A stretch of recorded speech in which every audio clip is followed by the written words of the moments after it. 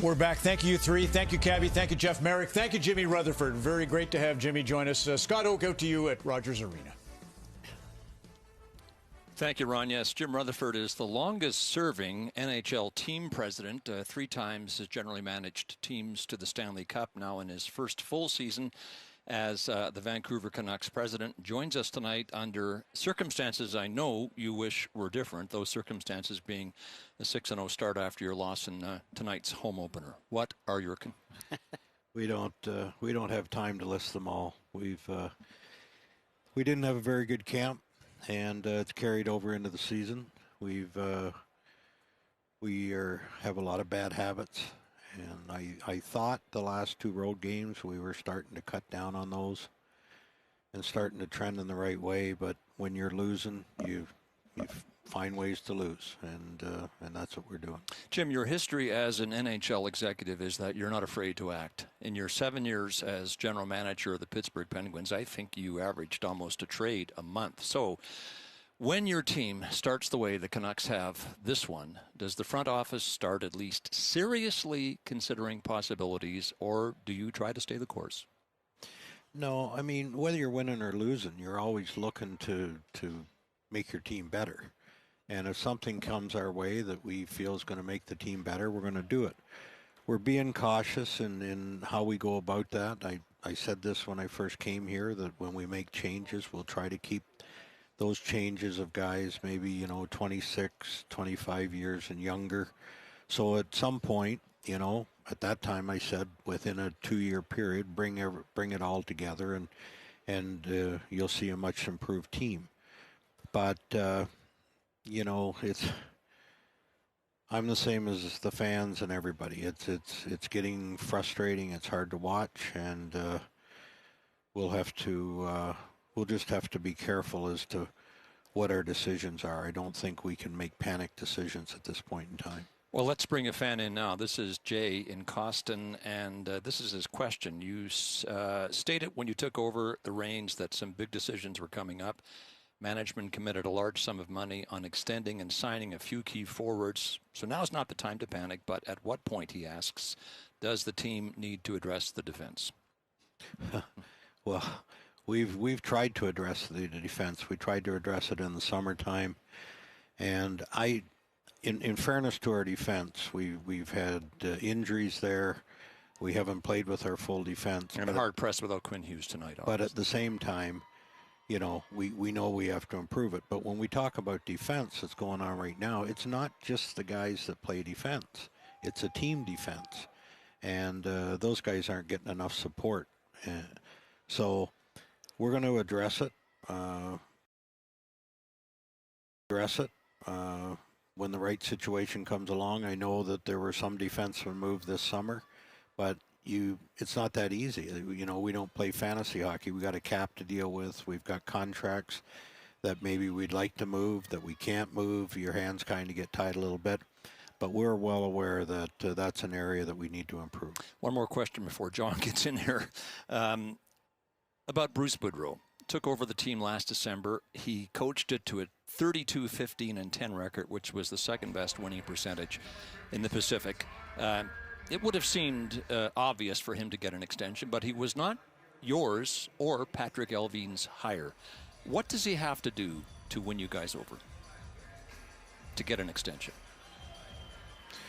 Well, first of all, I think it's laid out a little bit the wrong way. He came here, and it was my understanding that he was going to get a contract for just last year. He got a contract really for 2 years. And so he's still got his contract. It wasn't about that we extended him 1 year. It was that we just lived by the contract he had. And as I look at it now, it was the right thing to do. He's got to work through this with his team, and at the appropriate time, we'll talk to him about what his future is. Got it, John. Well, Jim, it makes our job a lot tougher. Shorty and I are doing the game. But you talked about the training camp, and it was a tough training camp. Mikheyev played, one shift in training camp and then got hurt? Yeah. And he came back, and obviously he's not in great game shape yet. Tyler Myers went out. and now Quinn's out. So, especially on defense, Quinn plays 27, 28 minutes a game. And then, you talk about how you replace it. And as much as I like Kyle Burroughs, and I really like Kyle Burroughs, he had the most ice time of any of the defensemen in tonight's game, and you're trailing, and you're trying to.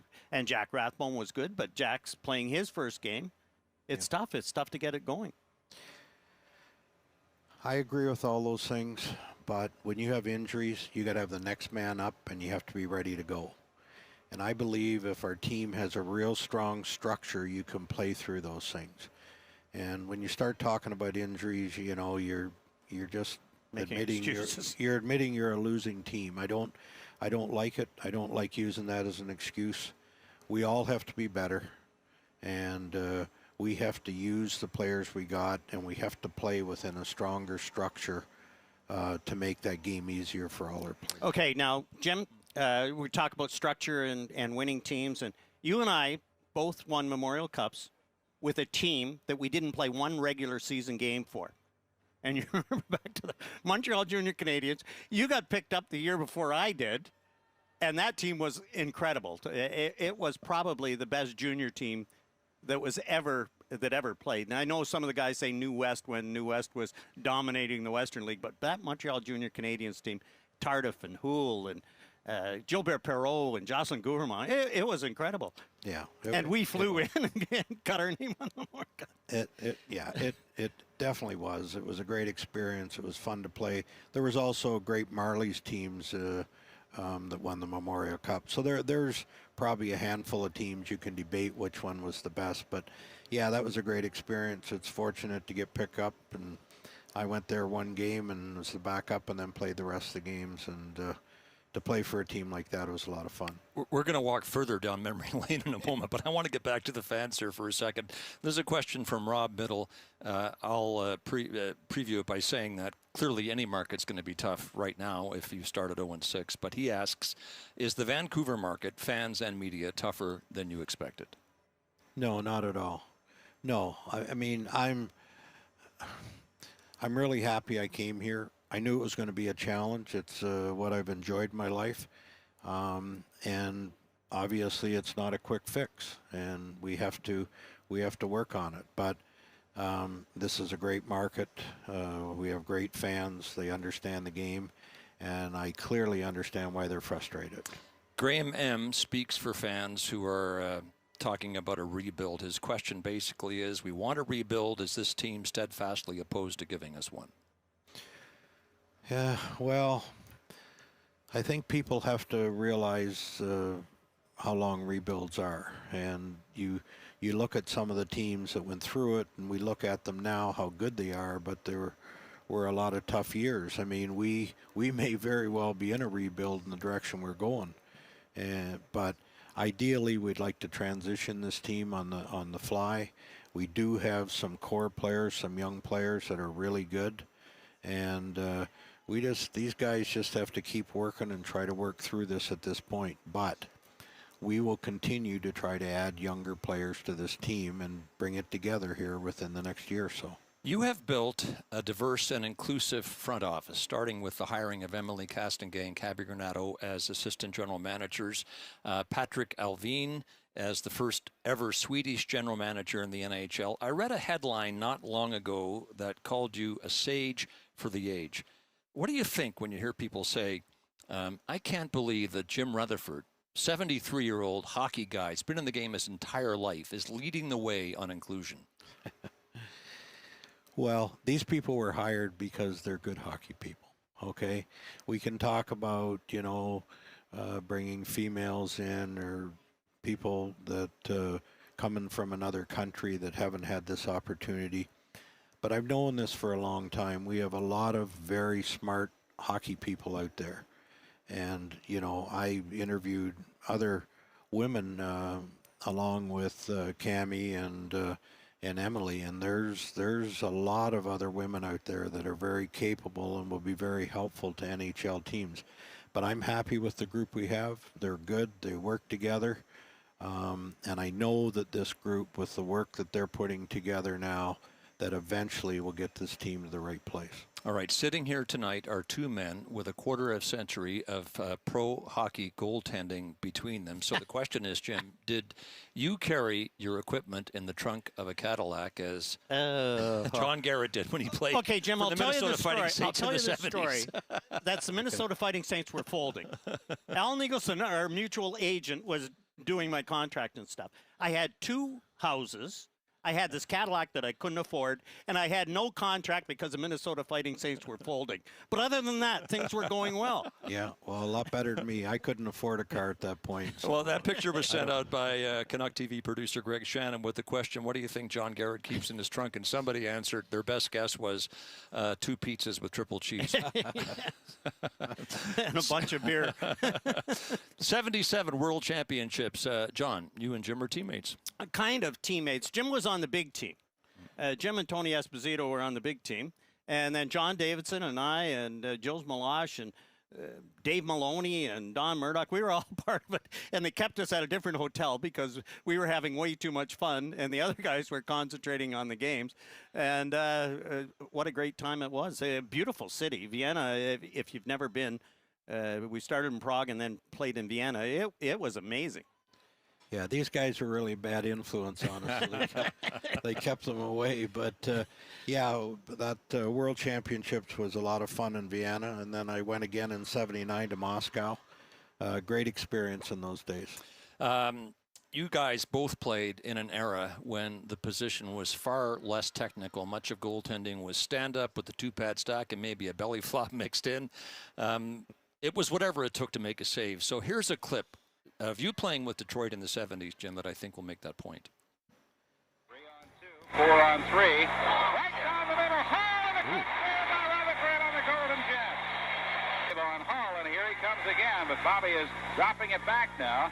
Campbell moving in with a shot. He hit the crossbar. Maybe it hit Jimmy Rutherford in the mask. It looked from here. There's hardly any net to shoot at. I mean, look at your equipment. Where's those big shoulder pads? How to go on those masks that fit right to your face? Though that didn't hurt at all. Not to mention the soaking wet horsehair pads. Well, we weren't very big to start with, and then our equipment was so small, so the guys had a lot of net to shoot at, and Look at that. it was just a total different game then for goalies. Whatever it takes to make a save, though, and in that clip, it was your mask, which takes us to how you are the man ultimately responsible for the creative designs and painting of masks that exist today. Explain. Well, I got traded from Pittsburgh to Detroit, and our next game was in Toronto, and that's where the mask maker was in Toronto. And so I had the mask with the wings over it. I was upset about the trade. I'm sorry, I had a blue mask with Pittsburgh, and so I called him, told him to come to the airport, and I said, just paint it white. I don't paint it red. I just want a white mask. And so he came in the morning of the skate the next day, and big smile on his face, pulled it out, had the wings over it. That was a big topic of the game, and we won that game, and I just went on to wear it. And Was that Greg Harrison? Greg Harrison, yes. Right. I had a lot of those. Okay, here's how we'll finish. 2019, you went into the Hall of Fame as a builder. That's an occasion in which there are a lot of special moments to recall, but one I think that would be close to the top of the list for you was a letter that your then 11-year-old son, James, wrote to you. Here's a portion of it. I'm so proud of you. You have reached the pinnacle of your career. You are the best of the best. Thanks for letting me be a part of it. Dad, you have brought so much joy to my life. You created so many memories for me, taught me so much, and helped mold me into the young man I am today. So that is going to live forever on video. Could you imagine a better keepsake for you and for your son? No, not at all. Family comes first, and they've had great experiences through my career, and fortunate for me, they love it in Vancouver. They came here in 19. The weather was beautiful when we had the draft here.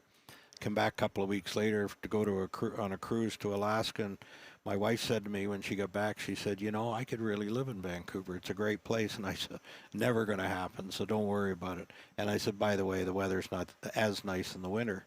And so anyways, I've got them moved out here. My son loves the school, loves hockey, loves everything about Vancouver. So it's a great experience for them. Jim, I want to thank you for being with us tonight. Appreciate you showing up when a lot of other guys might not have. Okay, thank you. Jim Rutherford, president of the Vancouver Canucks, was our guest on After Hours. When we continue from Rogers Arena, Luke Shen will join us.